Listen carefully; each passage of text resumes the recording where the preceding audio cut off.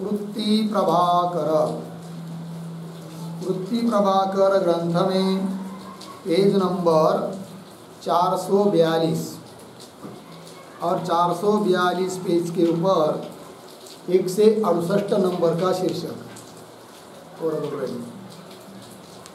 न्याय मकरंद कारोक्त ज्ञात अधिष्ठान रूप कल्पित की निवृत्ति पक्ष में दोष का उद्धार और प्रसंग में विशेषण उपाधि और उपलक्षण का लक्षण। ठीक, देखो भाई, तो न्याय मकरंद कारोक्त ज्ञात अधिष्ठान रूप कल्पित की निवृत्ति पक्ष में, तो सिद्धांतियों का सिद्धांत है कि कल्पित पदार्थ की निवृत्ति अधिष्ठान रूप होती है, किंतु ज्ञात अधिष्ठान रूप होती है, ये बात। किंतु न्याय मकरंदकार ने क्या किया कि जो लोग ज्ञात अधिष्ठान रूप कल्पित की निवृत्ति मानते हैं उनके पक्ष में भी दोष दिया। किसने? न्याय मकरंदकार ने। अब सिद्धांती उस दोष का निराकरण कर रहे हैं और उसी प्रसंग में विशेषण उपाधि और उपलक्षण का भी लक्षण कर रहे हैं।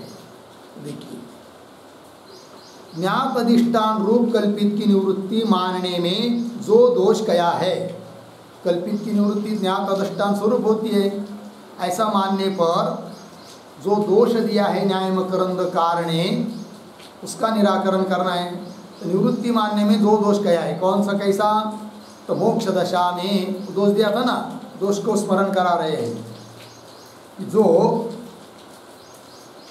मोक्ष दशा में ज्ञातत्व के अभाव से कल्पित निवृत्ति का अभाव होने से कल्पित का उज्जीवन होवेगा, यह दोष दिया था न्याय मकरंदकार ने। बात समझ में आई? क्या कहा था कि जब विधेय मोक्ष प्राप्त होता है उस समय तो देह ही नहीं है, देह नहीं है तो देह में विद्यमान जो वृत्ति होती है आत्माकार वो भी नहीं है। तो ज्ञात अधिष्ठान का उस समय क्या है? फिर अभाव है। तो ज्ञात अधिष्ठान का ही अभाव है, तो ज्ञात अधिष्ठान स्वरूप जो कल्पित की निवृत्ति उसका भी क्या हो जाएगा? अभाव। तो कल्पित निवृत्ति का अभाव अर्थात कल्पित की पुनः प्राप्ति, कल्पित का पुनः जन्म, ये दोष आता है जब ज्ञात अधिष्ठान रूप कल्पित की निवृत्ति मानते हैं। तो ऐसा दोष दिया था न्याय मकरंदकार ने। तो मोक्ष दशा में ज्ञातत्व के अभाव थे, कल्पित निवृत्ति का अभाव होने थे, कल्पित निवृत्ति का ही क्या हो गया? अभाव होने थे। इसका मतलब कल्पित का उज्जीवन, पुनर्जन्म, पुनः प्राप्ति होवेगा, ये बात बोला था। उत्तर दे रहे ताका यह समाधान है क्या? ज्ञातत्व विशिष्ट और ज्ञातत्व उपहित ब्रह्म तो मोक्ष काल में नहीं है। विधेय मोक्ष काल में न तो ज्ञातत्व विशिष्ट ब्रह्म है। ज्ञातत्व विशिष्ट ब्रह्म का मतलब होता है ज्ञातत्व या उसमें विशेषण, ब्रह्म विशेष और विशेषण ज्ञातत्व सहित ब्रह्म, उसको कहेंगे विशिष्ट। तो ज्ञातत्व विशिष्ट ब्रह्म नहीं है उस समय, ब्रह्म है, ज्ञातत्व विशिष्ट ब्रह्म नहीं है क्योंकि वृत्ति नहीं, और ज्ञातत्व उपहित ब्रह्म भी नहीं है। बराबर, ज्ञातत्व उपहित, उपाधि को लेकर, उपाधि में जो होता है उसको क्या कहेंगे? उपहित। तो ज्ञातत्व उपहित ब्रह्म तो मोक्ष काल में नहीं है। काहे ते? क्यों? ज्ञातत्व विशेषण वाले को ज्ञातत्व विशिष्ट कहे है। ज्ञातत्व विशेषण से युक्त जो रहेगा उसको कहेंगे क्या? ज्ञातत्व विशिष्ट। जैसे नीलता से विशिष्ट घट है तो क्या कहा जाता है? नील विशिष्ट घट। ज्ञातत्व विशेषण वाले को ज्ञातत्व विशिष्ट कहे है और ज्ञातत्व उपाधि वाले को ज्ञातत्व उपहित कहे है। ज्ञातत्व को जब उपाधि मानेंगे तब उपहित हो जाएगा कौन? ज्ञातत्व उपाधि वाला जो, उसको कहेंगे क्या? ज्ञातत्व उपहित, क्योंकि उपाधि से युक्त जो होता है उसको कहते हैं उपहित। और ज्ञातत्व उपाधि वाले को ज्ञातत्व उपहित कहे। और आगे कार्य में संबंधी जो वर्तमान व्यावर्तक सो विशेषण कही है। विशेषण किसको कहते हैं, वो विशेषण की व्याख्या दे रही है। क्या है विशेषण? कार्य में संबंधी, पहला धर्म। विशेषण वो होता है जिसका कार्य के साथ संबंध होता है, अर्थात विशेष्य के साथ संबंध होता है, और वर्तमान काल में होता है, और व्यावर्तक होता है। व्यावर्तक मतलब इतरों से भेद करा के दिखाता है। कौन? विशेषण। उदाहरण नीलो घट, नील ये विशेषण है, घट विशेष्य है, बराबर है कि नहीं? और नील का घट के साथ क्या है? संबंध है। और वर्तमान काल में और पीला काला इत्यादि घटों से भिन्न करके दिखाता है। अतः नील घट का क्या हो गया? विशेषण। नील क्या हो गया? घट का विशेषण हुआ। कार्य में संबंधी जो वर्तमान व्यावर्तक सो विशेषण कहिए। जैसे नील रूप वाला घट उपजे है, वही दिया। नील रूप वाला घट उत्पन्न हो रहा है, या स्थान में नील रूप विशेषण है। काहे ते? उत्पत्ति रूप कार्य से संबंधी है। कौन? नील रूप विशेषण। नील के से घट उत्पन्न हो रहा है ना, हाँ। उत्पत्ति रूप कार्य से संबंधी है, और घट में वर्तमान हुआ, घट में वर्तमान काल में विद्यमान है। कौन? नीलता। घट में वर्तमान हुआ, पीत घट से व्यावर्तक है। बाकी के जो घट है पीले वगैरह, पीला पांडरा जो भी होगा, उस घटों से भिन्न करके दिखाता है। और ये हुआ भाई विशेषण का लक्षण। इतनी बात लगी, आगे चलिए। और कार्य में असंबंधी वर्तमान व्यावर्तक उपाधि कहिए। यहाँ पर भी तीन धर्म। कार्य में असंबंधी, वर्तमान काल में और व्यावर्तक। तो वर्तमान काल में विशेषण भी है, उपाधि भी है। व्यावर्तक विशेषण भी है, उपाधि भी है। फिर अंतर कहाँ है कि विशेषण कार्य में संबंधी होता है और उपाधि कार्य से असंबंधी। कार्य में उसका संबंध होता नहीं, इतना अंतर हुआ। तो कार्य में असंबंधी वर्तमान व्यावर्तक उपाधि कहिए। जैसे उदाहरण भेरी उपहित आकाश में शब्द है, ये उदाहरण दिया। भेरी ढोल वगैरह, तो भेरी उपहित आकाश में क्या उत्पन्न हुआ? शब्द, ढोल बजाने से। तो भेरी उपहित आकाश में शब्द है, इस स्थान में भेरी उपाधि है, बराबर। काहे थे भाई? क्यों? तो शब्द की अधिकरणता में भेरी का संबंध नहीं। शब्द का रहता है आकाश में, भेरी का कोई संबंध है क्या? नहीं, शब्द आकाश का गुण है। तो शब्द की अधिकरणता में भेरी का संबंध नहीं, लग गया। और वर्तमान भेरी बाह्य आकाश से व्यावर्तक है, और वर्तमान काल में कौन? भेरी। और बाह्य आकाश से भिन्न करके दिखाती है। कौन? भेरी उपहित आकाश को। कौन? भेरी। तो वर्तमान भेरी बाह्य आकाश से व्यावर्तक है, लग गया। और कार्य में ये हुआ लक्षण किसका? उपाधि का। दो हो गए, विशेषण का लक्षण किया, उपाधि का लक्षण किया। अब कर रहे हैं उपलक्षण का लक्षण। ठीक है जी। और कार्य में असंबंधी व्यावर्तक होवे सो उपलक्षण कहिए। तो कार्य में असंबंधी उपाधि भी होती है, कार्य में असंबंधी ये भी है, व्यावर्तक उपाधि भी है, कार्य व्यावर्तक उपलक्षण भी है। फिर दोनों में क्या अंतर? उपाधि में वर्तमान काल की अपेक्षा है, और यहाँ पर उपलक्षण को बताते समय वर्तमान काल की अपेक्षा नहीं है। ये बात कार्य में असंबंधी व्यावर्तक होवे सो उपलक्षण कहिए है, लग गया। उपलक्षण में वर्तमानता की अपेक्षा नहीं, ये इतना भेद है। जैसे विशेषण और उपाधि में वर्तमान काल की अपेक्षा है, उस प्रकार उपलक्षण में वर्तमान की अपेक्षा नहीं। उपलक्षण में वर्तमानता की अपेक्षा नहीं। अतीत भी उपलक्षण हो गए, कभी कभी भूतकाल का भी क्या होता है? उपलक्षण हो जाता है। उदाहरण देंगे।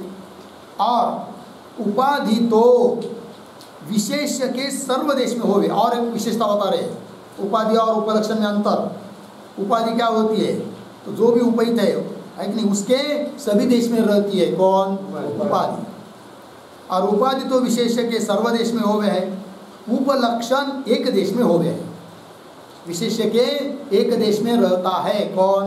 उपलक्षण। उपलक्षण एक देश में होवे है। जैसे उदाहरण काकवत गृहं गच्छ, वो कौवा बैठा हुआ है ना, उस घर में जाओ। किसी ने पूछा देवदत्त का घर कौन सा है, दूर से। अब कैसा बताओ भाई, तो देख लिया उधर, देखो वो घर दिखता है क्या, वो देवदत्त का घर है। अरे वो सब तो घर ही घर है उधर, कौन सा है? अच्छा क्या बताओ, अच्छा देखो उस घर में कौवा बैठा है, दिखाई दिया? हाँ वो दिखाई दिया, तो उस कौवे वाला देवदत्त का घर है, उस घर के लिए जाओ, ऐसा बताए। फिर चलने लगा। थोड़ी देर के बाद कौवा उड़ गया, तो भी उस कौवे ने देवदत्त के घर का ज्ञान करा दिया कि नहीं? क्यों? वर्तमान काल में है क्या? नहीं है, किंतु वह उपाधि नहीं है, विशेषण नहीं है। क्या है? उपलक्षण। उपलक्षण व्यावर्तक होता है, एक देश में होता है, घर की एक देश में है, कौन? कौवा। और वर्तमान काल की जरूरत नहीं है, ये बात। जैसे काकवद गृहम गच्छ, ऐसा कहे, जिस घर में गृह में काक संयोग देखा है, तिस गृह से काक चला जावे तो भी गमन करे, तो भी वहाँ पर वो चला जाता है आदमी। कि यहाँ गृह का काक उपलक्षण है, गृह का उपलक्षण है कौन? काक। गृह का काक उपलक्षण है, काहे थे? गमन रूप कार्य में असंबंधी है, कौन? कौवा। गमन रूप कार्य में असंबंधी, जा रहा है, उसके कोई संबंध है क्या? नहीं, गमन रूप कार्य में असंबंधी है। और गृह के एक देश में है, जैसे वर्तमान और अतीत काक अन्य गृह के व्यावर्तक है, इसलिए वर्तमान काल की भी उसको अपेक्षा नहीं है और व्यावर्तक है। इस रीति से विशेषण और उपाधि तो वर्तमान हो गए है। विशेषण और उपाधि कहाँ होती है? वर्तमान काल में होती है। याति विशेष्य के सर्वदेश में और सर्वकाल में हो गए, कौन? उपाधि और विशेषण। आगे, विशेष्य के जा देश में जा काल में नहीं होवे, ता देश में ता काल में विशिष्ट व्यवहार नहीं होवे है। ठीक है ना? जैसे भेरी उपहित आकाश, तो बाहर के आकाश में आकाश के साथ संबंध है कि भेरी का, अतः उसको भेरी उपहित आकाश नहीं कहेंगे। तो विशेष के जा देश में जा काल में नहीं होगा, कौन? उपाधि और विशेषण। ता देश में ता काल में विशिष्ट व्यवहार नहीं हो गए हैं, और उपहित व्यवहार भी नहीं हो गए है कि नहीं? किंतु उपलक्षण व्यवहार हो सकता है, जब उपलक्षण से ज्ञात हो जाता है कोई चीज। तो आगे चलिए, किंतु जितने काल में जितने देश में व्यावर्तक होवे, जितने काल में जितने देश में व्यावर्तक होवे, उतने देश में और काल में विशिष्ट व्यवहार और उपहित व्यवहार होवे है कि नहीं? जितने काल तक जितने देश में विशेषण और उपाधि रहती है और व्यावर्तक है, उतने देश तक ही उतने काल तक ही व्यवहार होता है, कौन सा? विशिष्ट और उपहित।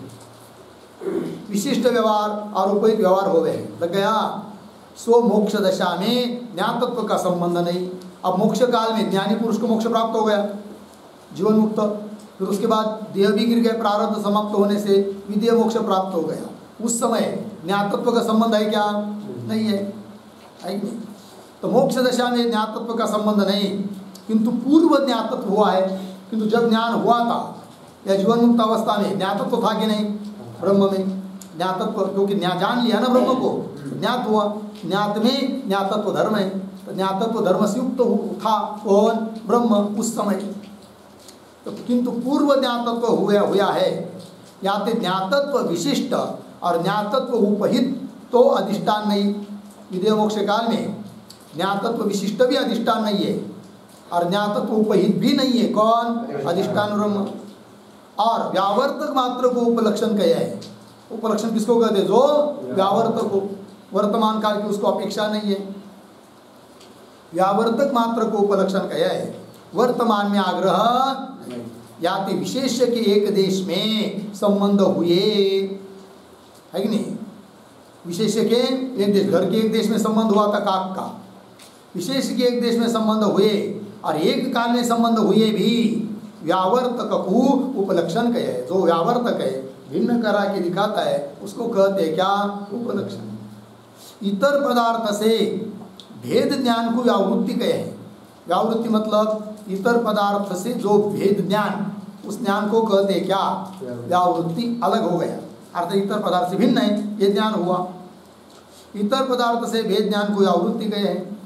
विशेषण, उपाधि, उपलक्षण, ये तीनों इतर से व्यावृत्ति कर रहे हैं बराबर। तीनों भी क्या करते हैं? इतर से भिन्न करके दिखाते हैं, करे हैं। तीन में विशेषण तो यावत देश काल में आप होवे, तिस देश कालस्थ स्वविशिष्ट विशेष्य की व्यावृत्ति करे हैं बराबर। उसमें से विशेषण कैसा होता है? जितना देश तक, जितने काल में होता है, उतने देश काल में ही अपने सहित विशेष्य की क्या करता है? व्यावृत्ति कराता है, भिन्न करके दिखाता है। स्वविशिष्ट विशेष की व्यावृत्ति करे। जाकी व्यावृत्ति विशेषण से होवे सो विशिष्ट कहिए। और विशेषण के द्वारा जिसकी व्यावृत्ति होती है, जो अलग होता है, उसको कहते हैं क्या? विशिष्ट। जाकी व्यावृत्ति विशेषण से होवे सो विशिष्ट कहिए। और आगे, और जिस देश काल में व्यावर्तक होवे, तिस देश कालस्थ व्यावर्तनीय की व्यावृत्ति करे बराबर। जिस देश काल में क्या होता है? व्यावर्तक होवे, तिस देश कालस्थ, उस देश काल में ही व्यावर्तनीय की, व्यावर्त करने योग्य की क्या करता है? वो व्यावृत्ति करता है, अलग करके दिखाता है। आप बहिर्भूत रहे, किंतु स्वयं बहिर्भूत रहता है, उससे बाहर रहता है। उपाधि के बारे में बोल रहे हैं। आप बहिर्भूत रहे सो उपाधि कहे है, लग गया। ये उपाधि के बारे में चिंतन हुआ। जितने देश काल में व्यावर्तक होवे, इस देश कालस्थ व्यावर्तनीय पदार्थ को व्यावृत्त करके स्वयं मात्र अलग रहती है, उसको कहते हैं क्या? उपाधि। आप बहिर्भूत रहे सो उपाधि कही है, लगा इतना। जाकी व्यावृत्ति उपाधि से होवे सो उपहित कही है। उपाधि के द्वारा जिसकी व्यावृत्ति होती है कि नहीं, उसको कहते हैं क्या? उपहित, लग गया। जैसे कर्ण शष्कुली के द्वारा कान व्यावृत्त होता है कि नहीं, इसलिए व्यावृत्त हुआ तो कान, वो क्या हुआ? कर्णेंद्रिय, वो हो गया उपहित। जाकी व्यावृत्ति उपाधि से होवे सो उपहित कही है। और व्यावर्तनीय के एक देश में व्यावृत्त जो हो रहा है, व्यावर्तन होने योग्य जो है, उसके एक देश में, जैसे व्यावर्तनीय कौन हुआ? घर, उसके एक देश में, एक काल में था कौन? काक, तो भी उसने घर का ज्ञान करा दिया कि नहीं? व्यावर्तनीय के एक देश में कदाचित होए के व्यावृत्ति करें तो उपाधि की नाई आप बहिर्भूत रहे। उपाधि की तरह स्वयं भी क्या रहता है? बहिर्भूत, उस विशेष्य के साथ जो जुलता मिलता नहीं है। तो उपाधि की नाई आप बहिर्भूत रहे सो उपलक्षण कही है, उसको कहते हैं क्या? उपलक्षण। होगा इतना। आगे चलिए। जाकी व्यावृत्ति उपलक्षण से होवे सो उपलक्षित कही है, लग गया। देखो भाई, और जिसकी व्यावृत्ति किससे होती है? उपलक्षण से, उसको कहते हैं क्या? उपलक्षित। विशेषण से जिसकी व्यावृत्ति होती है उसको कहते हैं विशिष्ट, बराबर। उपाधि से जिसकी व्यावृत्ति होती है उसको कहते हैं उपहित, और उपलक्षण से जिसकी व्यावृत्ति होती है उसको कहते हैं उपलक्षित। अंतर हुआ कि नहीं? जाकी व्यावृत्ति उपलक्षण से होवे सो उपलक्षित कहिए। या तो यह निष्कर्ष हुआ क्या? व्यावर्तक, व्यावर्तनीय, इन दोनों में विशिष्ट व्यवहार होवे है, बराबर। विशिष्ट व्यवहार दोनों को लेकर होता है, एक में नहीं। किन दोनों में? व्यावर्तक और व्यावर्तनीय। व्यावर्तक विशेषण, व्यावर्तनीय विशेष, दोनों मिलकर विशिष्ट। व्यावर्तक व्यावर्तनीय, इन दोनों में विशिष्ट व्यवहार होवे हैं। ठीक, आगे। जितने देश में व्यावर्तक होवे उतने देश में स्थित व्यावर्तनीय मात्र में उपहित व्यवहार होवे है। अब उपाधि को लेकर बोल रहे हैं। तो जितने देश में, जितने भाग में क्या है? व्यावर्तक, भेद कराने वाला, उपाधि वगैरह। तो जितने देश में व्यावर्तक होवे उतने देश में स्थित रहेगा कौन? व्यावर्तनीय, व्यावर्तक अलग होने योग्य, व्यावर्तनीय मात्र में उपहित व्यवहार होवे हैं। परंतु व्यावर्तक सद्भाव काल में व्यावर्तक को त्यागी के उपहित व्यवहार होवे है कि नहीं? क्या क्या? परंतु व्यावर्तक सद्भाव काल में, मतलब व्यावर्तक जो उपाधि विद्यमान है तब तक, बराबर, सद्भाव काल में व्यावर्तक को त्यागी के, किंतु व्यावर्तक को लेते नहीं उसमें, व्यावर्तक जो उपाधि उसको उसमें मिलाते नहीं है। व्यावर्तक को त्यागी के उपहित व्यवहार हो गया है। विशेषण और उपाधि में समझ में आया कि नहीं अंतर? विशिष्ट व्यवहार करना है तब विशेष के साथ मिलाकर आता है कौन? व्यावर्तक जो विशेषण।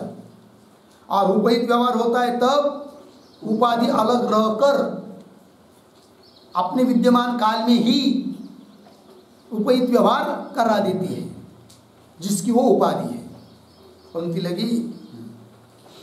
परंतु व्यावर्तक संधाव काल में व्यावर्तक को त्यागी के उपहित व्यवहार हो गए, लग गया।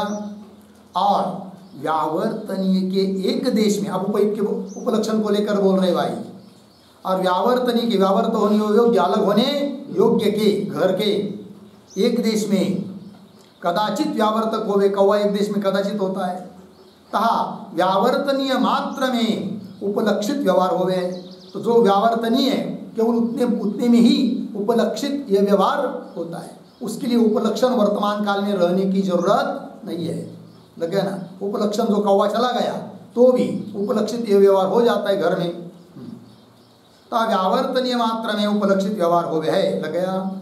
यहाँ व्यावर्तक सद्भाव की अपेक्षा नहीं, या व्यावर्तक सद्भाव मतलब विद्यमान रहे व्यावर्तक, ऐसी अपेक्षा नहीं है। किसके बारे में बोल रहे हैं? उपलक्षण के बारे में, ठीक है ना।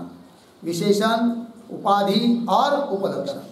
अज्ञान काल में हम लोगों का अंतःकरण विशेषण है, क्योंकि विशेषण के धर्म कर्तृत्व भोक्तृत्व धर्म हम लोग अपने में लाद रहे हैं, तो विशेषण हुआ। किंतु उस अंतःकरण को क्या करना है? हम लोगों को उपाधि बनाना है, ठीक है। और उपाधि बनाकर छोड़ना नहीं है, फिर उसको फिर उपलक्षित करना है, ठीक है। चलिए, यह व्यावर्तक सद्भाव की अपेक्षा नहीं। इस रीति से विशेषणाधिकरण के भेदते, विशेषण उपाधि वगैरह भेद के भेदते अंतकरण विशिष्ट प्रमाता, अंतकरण उपहित जीव साक्षी और अंतकरण उपलक्षित ईश्वर साक्षी है। अंतकरण विशेषण लग गया तो अंतकरण विशिष्ट को जो होता है वो कौन हो गया? फिर प्रमाता। और अंतकरण उपहित, अंतकरण उपाधि है, ऐसे समय पर क्या कहेंगे? चेतन को साक्षी, जीव साक्षी। अंतकरण उपहित जीव साक्षी है, और अंतकरण से उपलक्षित, अंतकरण को उपलक्षित करेंगे तब बन जाता है कौन? पूरा ब्रह्म चैतन्य या ईश्वर साक्षी। अंतकरण उपलक्षित ईश्वर साक्षी है, होगा इतना। यह प्रसंग यह है जो मुख्य प्रसंग चल रहा था, वहाँ पर अब आ रहे हैं कि मोक्ष दशा में ज्ञातत्व क्या भाव थे। मोक्ष दशा में ज्ञातत्व धर्म है क्या? नहीं। अभाव में ज्ञातत्व विशिष्ट और ज्ञातत्व उपहित तो अधिष्ठान संभवे नहीं। तथापि ज्ञातत्व उपलक्षित अधिष्ठान मोक्ष दशा में भी है, ज्ञातत्व से उपलक्षित, क्योंकि ज्ञान हुआ तब ज्ञातत्व धर्म आया। अब नहीं है तो भी ज्ञातत्व से उपलक्षित हो गया कौन? ब्रह्म। ज्ञातत्व उपलक्षित अधिष्ठान, अधिष्ठान मतलब वही ब्रह्म, मोक्ष दशा में भी है, लग गया।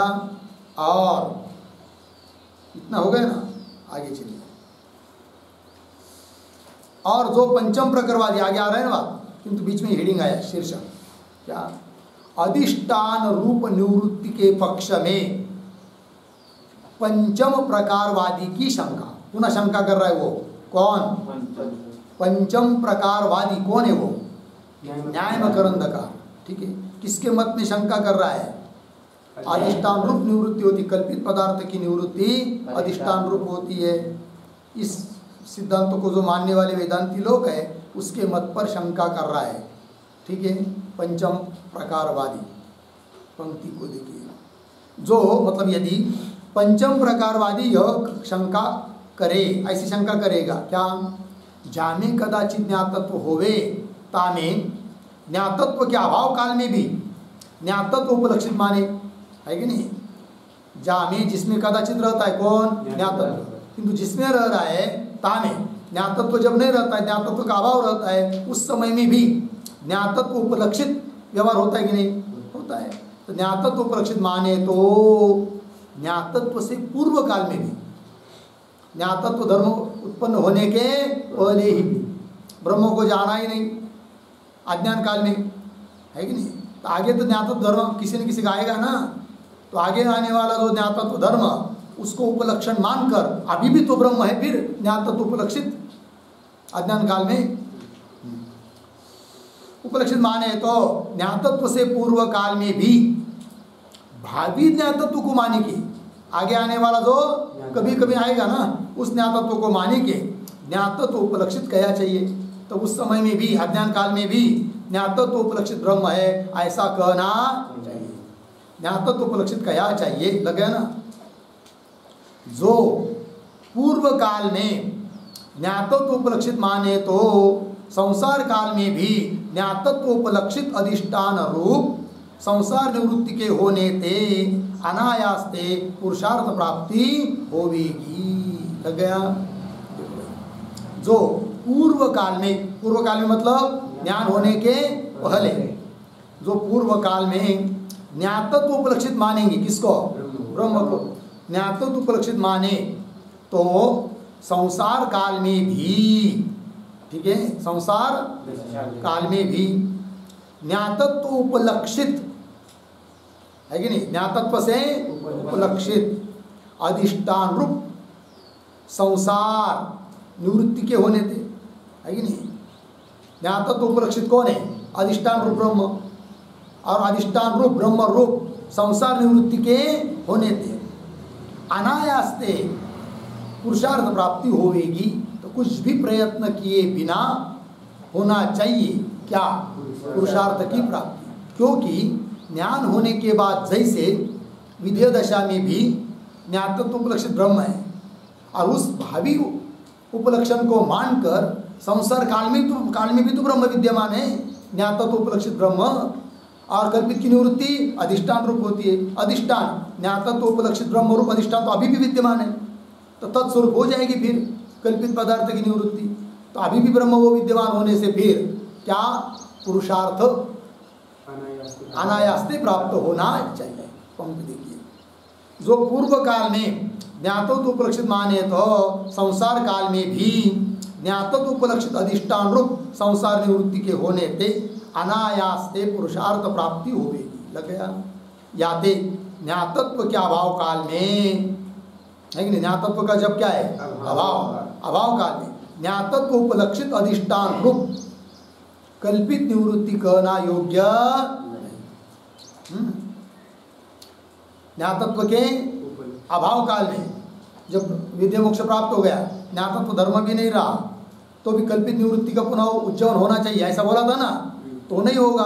क्योंकि आप भले अभी क्या नहीं है, ज्ञातत्व विशिष्ट ब्रह्म नहीं है, किंतु ज्ञातत्व उपलक्षित ब्रह्म है ना, तत्स्वरूप ही रहेगी कल्पित की निवृत्ति। अतः कल्पित निवृत्ति का अभाव नहीं होगा, तो पुनः संसार का उज्जीवन होने का प्रसंग नहीं आएगा। वही कह रहे हैं। याते ज्ञातत्व के अभाव काल में ज्ञातत्व उपलक्षित अधिष्ठान रूप है कौन? कल्पित की निवृत्ति कहना। हाँ, याते ज्ञातत्व अभाव काल में ज्ञातत्व उपलक्षित अधिष्ठान रूप कल्पित की निवृत्ति कहना योग्य नहीं। कौन कह रहा है? न्याय न करन का। और मानी है किसने? सिद्धांतियों ने, है कि नहीं, ज्ञातत्व उपलक्षित। किंतु उसने उल्टी शंका करके ऐसा आरोप लगाया क्या कि ज्ञातत्व उपलक्षित ब्रह्म में कल्पित की निवृत्ति कहना योग्य। चलिए आगे। अब उक्त शंका का समाधान, वो जो न्यायमकरंदकार ने शंका की है ना, उसका क्या दे रहे? समाधान।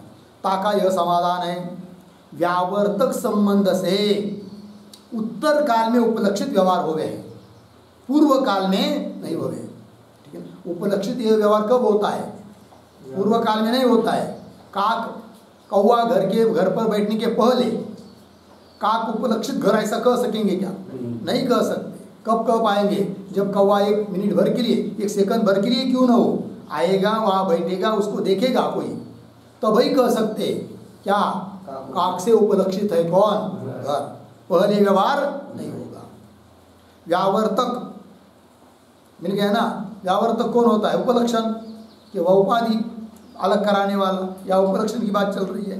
तो व्यावर्तक संबंध से, कौवे के संबंध से उत्तर काल में उपलक्षित व्यवहार हो गए, बराबर।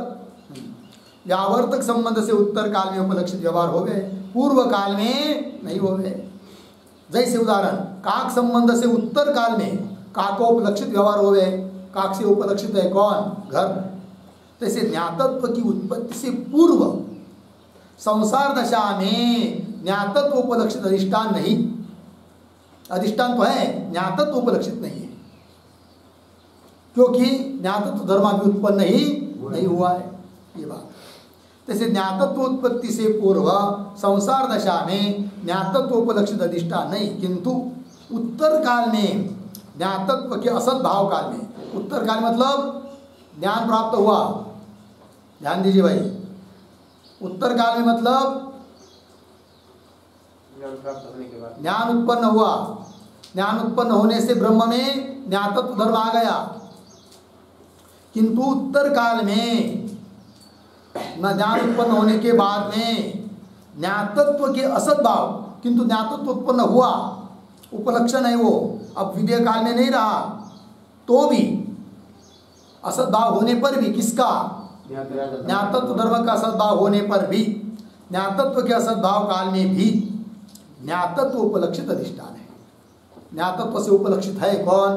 अधिष्ठान है। और वो कैसा है? अनादि अनंत है, ताकि ताका स्वरूप ही संसार की क्या है? निवृत्ति है। और उस ज्ञातत्व से उपलक्षित ब्रह्म की निवृत्ति तो कभी होगी नहीं, अतः कल्पित की निवृत्ति तत्स्वरूप है, अतः पुनः संसार का उज्जीवन होने का प्रसंग ही नहीं आएगा। होगा इतना? आगे चलिए, अब आगे 171 नंबर का शीर्षक, न्यायमकरंदते अन्य रीति से अधिष्ठानते भिन्न कल्पित की निवृत्ति का स्वरूप। न्यायमकरंद कारणे जो अधिष्ठान से भिन्न माना है कल्पित की निवृत्ति, किंतु उनसे भिन्न ही अब बता रहे हैं। न्यायमकरंद कारते अन्य रीति से, दूसरी पद्धत से प्रतिपादन करना है, किस बात का? कल्पित की निवृत्ति का। किम स्वरूप? अधिष्ठान स्वरूप नहीं, अधिष्ठान ते भिन्न, कल्पित की निवृत्ति का स्वरूप। कल्पित की निवृत्ति अधिष्ठान से भिन्न है, बराबर। या पक्ष में आग्रह होवे तो, यद्यपि सिद्धांत यही है कल्पित की निवृत्ति अधिष्ठान रूप है, किंतु यदि बहुत कोई आग्रह करेगा कि नहीं नहीं कल्पित की निवृत्ति अधिष्ठान रूप नहीं हो सकती है, अधिष्ठान से भिन्न है, यदि आग्रही होगा तो कैसा मानना चाहिए फिर? वो बता रहे ग्रंथकार। कल्पित की निवृत्ति अधिष्ठान से भिन्न है, या पक्ष में आग्रह होवे तो न्यायमकरंद ग्रंथ में उक्त रीति से अत्यंत अप्रसिद्ध पंचम प्रकार मानना निष्फल है। न्यायमकरंद कार ने जैसा अत्यंत अप्रसिद्ध पंचम प्रकार रूप मानी कल्पित की निवृत्ति, वो ठीक नहीं है। अत्यंत अप्रसिद्ध पंचम प्रकार मानना निष्फल है। काहे थे? अनिर्वचनीय की निवृत्ति अनिर्वचनीय है। रज्जु के ऊपर प्रतिद्वा सर्प कैसा है? अनिर्वचनीय, उसकी निवृत्ति भी अनिर्वचनीय। संसार अनिर्वचनीय, उसकी निवृत्ति भी अनिर्वचनीय। तो अनिर्वचनीय की निवृत्ति अनिर्वचनीय है। निवृत्ति नाम ध्वंस का है, निवृत्ति मतलब ध्वंस। तो इस ध्वंस को अनंत अभाव रूप माने, और ध्वंस को यदि मानते हैं कैसा है? अनंत रहता है। ध्वंस कैसा माना है? नहीं यही को नहीं, साधी अनंत, साधी अनंत, साधी मतलब उत्पन्न होने वाला है ध्वंस, और अनंत रहता है, ऐसा माना है नहीं यही को नहीं। तो इस ध्वंस को अनंत अभाव रूप माने और अधिष्ठान से भिन्न माने तो मोक्ष दशा में द्वैत होवे, है कि नहीं? अधिष्ठान से भिन्न भी है और ध्वंस रूप है और अनंत है, तब क्या होगा? द्वैत। मोक्ष दशा में द्वैत होवे। सो ध्वंस अनंत अभाव रूप नहीं, किंतु ध्वंस नहीं है कि जैसा माना है साधी अनंत, ऐसा हम मानते नहीं है। सो ध्वंस अनंत अभाव रूप नहीं, किंतु क्षणिक भाव विकार है। ध्वंस क्या चीज है? क्षणिक भाव विकार, भाव पदार्थ का विकार, क्षण भर रहने वाला। क्योंकि भाव पदार्थ के 6 विकार बताए हैं ना, उसमें ये अंतिम का विकार है। वो भाव 6 विकार कौन है? दे रहे हैं। यास्क नाम मुनि ने, यास्क नाम के कोई मुनि हुए, उन्होंने वेद का अंग निरुक्त कराया है। वेद का अंग है कौन? निरुक्त, निरुक्त नाम का ग्रंथ। तामे जन्म, सत्ता, वृद्धि, परिणाम, अपक्षय, विनाश, ये 6 भाव विकार गए हैं। प्रत्येक ब्रह्म को छोड़कर यावत भाव पदार्थ की विकार है 6। कौन कौन? जन्म, घट का जन्म होता है, घट आने के जन्म होने के बाद घट है सत्ता, बराबर है कि नहीं? फिर उसकी वृद्धि, घट की वृद्धि कैसी हो गई? घट बनाने के बाद उसको ठोक ठाक कर दिया, बढ़ा दिया है कि नहीं, रंग दे दिया तो वृद्धि हो गई। फिर उसका परिणाम, परिणाम मतलब अवस्थान्तर, जीर्ण होते जाता है धीरे धीरे धीरे धीरे धीरे, कोई थोड़ा बहुत अंश टूट जाता है, इधर कुछ हो जाता है, रंग उड़ जाता है। फिर उसके बाद ये अपक्षय परिणाम हुआ, अवस्थान्तर, फिर क्या हो गया? अपक्षय, फिर अंतिम में विनाश। ये षट भाव विकार कहे है। भाव कहिए अनिर्वचनीय वस्तु, भाव मतलब अनिर्वचनीय वस्तु लेना, भाव मतलब सत्ता रूप भाव पदार्थ ब्रह्म ऐसा नहीं लेना, बाकी के ये सब भाव अनिर्वचनीय पदार्थ। भाव कहिए अनिर्वचनीय वस्तु ताके विकार, विकार मतलब अवस्था विशेष है। अनिर्वचनीय की अवस्था विशेष होने ते जन्माधिक नाश पर्यंत, जन्म सत्ता वगैरह नाश तक, नाश पर्यंत अनिर्वचनीय है। तो 6 विकार, 6 के 6 विकार कैसे हुए? अनिर्वचनीय है, उसमें नाश भी आ गया। जैसे जन्म क्षणिक है, काहे थे जन्म क्यों क्षणिक है भाई? जन्म किसको कहते हैं? आद्यक्षण संबंध को जन्म कहे हैं। किसी भी चीज का जन्म मतलब क्या? आद्यक्षण का संबंध, वही उसका क्या है? जन्म है। लग गया जी? आद्यक्षण संबंध को जन्म कहे। प्रथम क्षण में जायते ऐसा व्यवहार हो गया, लग गया। द्वितीय क्षण में जात। अब जन्म क्षणिक कैसा है, इस बात को सिद्ध कर रहे हैं। घट उत्पन्न हुआ, जिस समय उत्पन्न होता है तब व्यवहार होता है क्या? घट जायते, घट उत्पन्न हो रहा है। अब उत्पन्न होने के बाद जायते व्यवहार होता है क्या? नहीं। क्या होता है फिर? जात, मतलब उत्पन्न हुआ। उत्पन्न हुआ मतलब पहले कभी उत्पन्न हुआ, अर्थात जो जन्म हुआ वो कैसा रह गया? क्षणिक, चला गया ना। द्वितीय क्षण में जात ऐसा व्यवहार होवे, जायते ऐसा व्यवहार होवे नहीं। तैसे मुद्गरादिकंते घट का चूर्णादि भाव होवे, घट फोड़ दिया, चूर्ण हो गया, तब एक क्षण में, एक क्षण भर के लिए व्यवहार होता है घट नश्यति। फिर दूसरे क्षण में व्यवहार घट नश्यति नहीं होगा, घट नष्ट हो रहा है ऐसा व्यवहार नहीं होगा। फिर घट नष्ट, नाश हो चुका है, ये व्यवहार होता है। इसका मतलब नाश भी कैसा रहा? क्षणिक। ताक एक क्षण में घट नश्यति ऐसा व्यवहार हो गए, द्वितीय क्षण में नष्टो घट ऐसा व्यवहार हो गए। लग गया? नश्यति यह व्यवहार होवे नहीं। इसका मतलब जन्म भी क्षणिक है और नाश भी क्षणिक है। याते जन्म नाश क्षणिक है। वर्तमान जन्म घट का है, वर्तमान जन्म किसका है? घट का है। इस व्यवहार को सिद्ध करने के लिए प्रयोग होता है घट जायते। यह जायते घट, या वाक्य से प्रतीत हो गया है कि वर्तमान जन्म हो रहा है करके। और अतीत जन्म घट का, भूतकाल में जन्म हुआ है घट का, इस व्यवहार को बताने के लिए क्या? घट जात। अतीत जन्म घट का है, यह जातो घट, या वाक्य से प्रतीत हो गए। जैसे घट का वर्तमान नाश, उसी प्रकार घट का वर्तमान कालीन नाश होता है, तब व्यवहार होता है क्या? घट नश्यति। तो घट नश्यति का क्या अर्थ है? वर्तमान काल में नाश। किंतु नाश होने के बाद दूसरे क्षण में नश्यति व्यवहार नहीं होगा, फिर घट नष्ट। जैसे घट का वर्तमान नाश है, यह नश्यति घट, या वाक्य से प्रतीत हो गए। और नष्टो घट, या वाक्य से घट का अतीत नाश प्रतीत हो गए। लग गया? जो ध्वंसरूप नाश अनंत हो गए, ध्वंसरूप नाश अनंत होता तो दूसरे क्षण में नष्ट यह व्यवहार क्यों होता?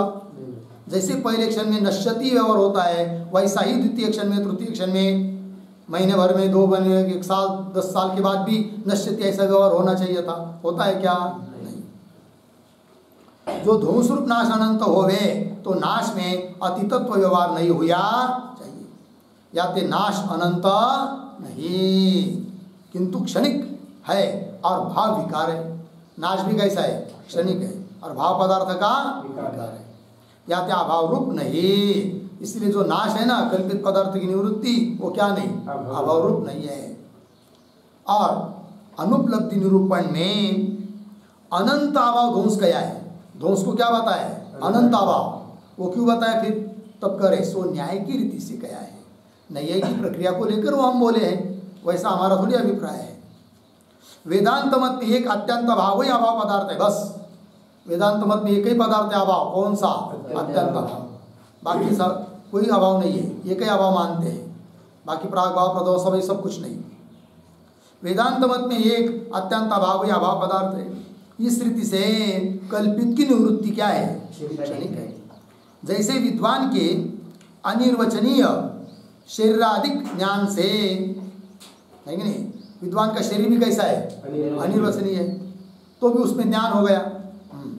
विद्वान के अनिर्वचनीय शरीराधिक ज्ञान से उत्तर भी, ज्ञान होने के बाद में भी प्रारब्ध बलते किंचित काल रहे हैं। जब तक प्रारब्ध है तब तक ज्ञानी का शरीर रहता है, किंतु द्वैत के साधक नहीं। किंतु उससे द्वैत की सिद्धि होती है क्या? नहीं, द्वैत के साधक नहीं। तैसे ज्ञान से उत्तर काल कल्पित की निवृत्ति एक क्षण रहे है कि नहीं? ज्ञान से उत्तर काल, ज्ञान होने के बाद में एक क्षण भर रहती है क्या?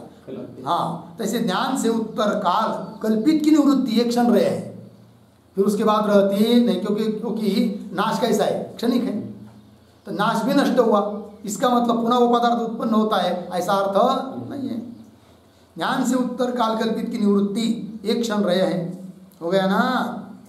याते द्वैत की साधन नहीं, द्वैत को सिद्ध नहीं हो सकता है उससे। एक क्षण के उत्तर कल्पित निवृत्ति का अत्यंत अभाव है, सो ब्रह्म रूप है। एक क्षण के बाद में कल्पित की निवृत्ति का क्या है? अत्यंत अभाव। और वो अत्यंत अभाव कैसा है? ब्रह्म रूप है। हो गया। अब आगे, उक्त मत में पुरुषार्थ का स्वरूप क्या? दुख का अभाव, क्यों केवल?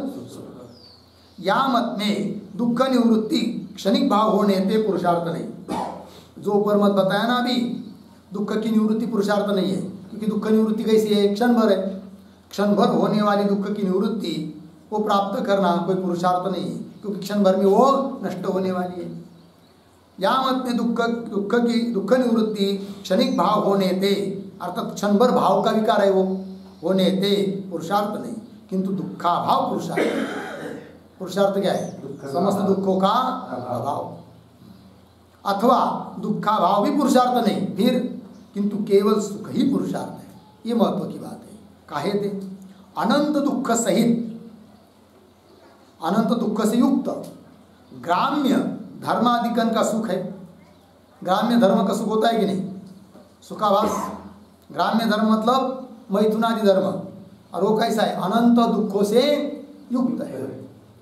अनंत दुख सहित ग्राम्य धर्माधिकन का सुख है। तामे स्वभाव से सकल जीवन की प्रवृत्ति हो गए, सभी जीव उसमें प्रवृत्त होते हैं कि नहीं? जो मतलब यदि दुखा भाव भी पुरुष की अभिलाषा का विषय होवे, क्योंकि पुरुष की अभिलाषा का जो विषय होता है वो पुरुषार्थ, तो दुखाभाव यदि पुरुष की अभिलाषा का विषय मानेंगे, अर्थात दुखाभाव को पुरुषार्थ मानेंगे, तो सर्वथा दुख ग्रसित सुख में पुरुष की अभिलाषा नहीं हुई चाहिए। संपूर्ण रूप से दुख से ग्रसित है वो ग्राम्य सुख वगैरह, है कि नहीं? उसमें प्रवृत्ति नहीं होनी, क्योंकि उसमें दुख है ना, और दुखाभाव पुरुषार्थ है, तो उसमें क्यों प्रवृत्ति होनी चाहिए? फिर तो भी हो रही है, क्यों? क्षणिक सुखाभास होता है इसलिए, अर्थात सुख की प्राप्ति पुरुषार्थ है, ये उसका मतलब। सर्वथा दुख ग्रसित सुख में पुरुष की अभिलाषा नहीं हुई चाहिए। और जहाँ दुखा भाव में अभिलाषा होवे, कभी कभी दुखा भाव में क्या होती है? अभिलाषा। वो क्यों होती है? फिर वो दुखा भाव के कारण अभिलाषा नहीं हो रही है, क्यों? उसमें कुछ सुख मिलने वाला है ना, उसके लिए अभिलाषा हो रही है, ये कह रहे हैं। जहाँ दुखा भाव में अभिलाषा होवे तहा भी स्वरूप सुखानुभव का प्रतिबंधक दुख है। लेना कौन है? सुख। स्वरूप सुखानुभव लेना है, किंतु प्रतिबंध बीच में बैठा है, कौन? दुख। अतः दुख की निवृत्ति होना चाहता है, ये बात प्रतिबंधक दुख है। ताके अभाव काल में, ताके दुख रूप प्रतिबंध के अभाव काल में स्वरूप सुख का प्रादुर्भाव हो गए, स्वरूप सुख प्रकट हो जाता है। याते दुखा भाव में पुरुष की अभिलाषा स्वरूप सुख के निमित्त, तो दुखा भाव में पुरुष की अभिलाषा हो रही कि नहीं? किंतु वो स्वरूप सुख के निमित्त से, न कि केवल दुखा भाव के निमित्त से। दुखा भाव में पुरुष की अभिलाषा स्वरूप सुख के निमित्त है। इस रीति से मुख्य पुरुषार्थ सुख है, दुखा भाव नहीं। या ते दुखात्यंता भाव को भी ब्रह्मरूप नहीं माने और अनिर्वचनीय माने तो ताका भी बात संभव है। दुखात्यंत भाव को भी ब्रह्मरूप कदाचित नहीं मानेंगे, फिर अनिर्वचनीय मानेंगे तो उसका भी क्या हो जाएगा, बात होता है कि नहीं। परंतु अनिर्वचनीय का बाद रूप अभाव तो अधिष्ठान रूप अनुभव सिद्ध है कि नहीं। ये दो मत बता दिया, अधिष्ठान से अतिरिक्त कल्पित की निवृत्ति मानने वाले, किंतु मुख्य सिद्धांत बता रहे हैं कि अनिर्वचनीय पदार्थ अर्थात कल्पित पदार्थ का बाद रूप नाश अधिष्ठान रूप ही होता है, यह अनुभव सिद्ध है। रज्जु का ज्ञान होने के बाद सर्प का बाद रूप निवृत्ति का हो गई, रज्जु रूप हो गई। परंतु अनिर्वचनीय बाद रूप अभाव अधिष्ठान रूप अनुभव सिद्ध है। या ते अज्ञान सहित भावाभाव रूप प्रपंच, मूल कारण अज्ञान, उसका कार्य भावाभाव रूप प्रपंच, और ताकि निवृत्ति सकल अनिर्वचनीय है कि नहीं। अज्ञान का कार्य भावाभावात्मक पदार्थ और उन भावाभावात्मक सभी पदार्थ की अज्ञान से जो निवृत्ति, वो निवृत्ति सहित सब कुछ क्या है, अनिर्वचनीय है। ब्रह्म से भिन्न सब कुछ अनिर्वचनीय है, सकल अनिर्वचनीय है। तीन सर्व का अधिष्ठान रूप बाद होय के निर्द्वैत स्वरूप परमानंद परम पुरुषार्थ मोक्ष। निर्द्वैत स्वरूप, द्वैत रहित परमानंद परम पुरुषार्थ है कौन, हो गया। इति श्रीमन निश्चल दास संज्ञक साधु विरचिते वृत्ति प्रभाकरे जीवेश्वर स्वरूप निरूपण पूर्वक वृत्ति प्रयोजन निरूपण सहित कल्पित निवृत्ति स्वरूप निरूपणम नाम अष्टम प्रकाश। इस रीति से श्रीमान निश्चल दास नाम के साधु, उनके द्वारा रचित वृत्ति प्रभाकर नाम के ग्रंथ में इस 8वें प्रकाश में जीव ईश्वर का स्वरूप का निरूपण किया, फिर उसके बाद वृत्ति के प्रयोजन का निरूपण किया, फिर कल्पित की निवृत्ति का स्वरूप का कैसा है उसका भी निरूपण किया, और इन सभी बातों का निरूपण करने वाला यह 8 नंबर का प्रकाश यहाँ पर समाप्त होता है। लग गया, तो शुरू में करनी चलिए भाई।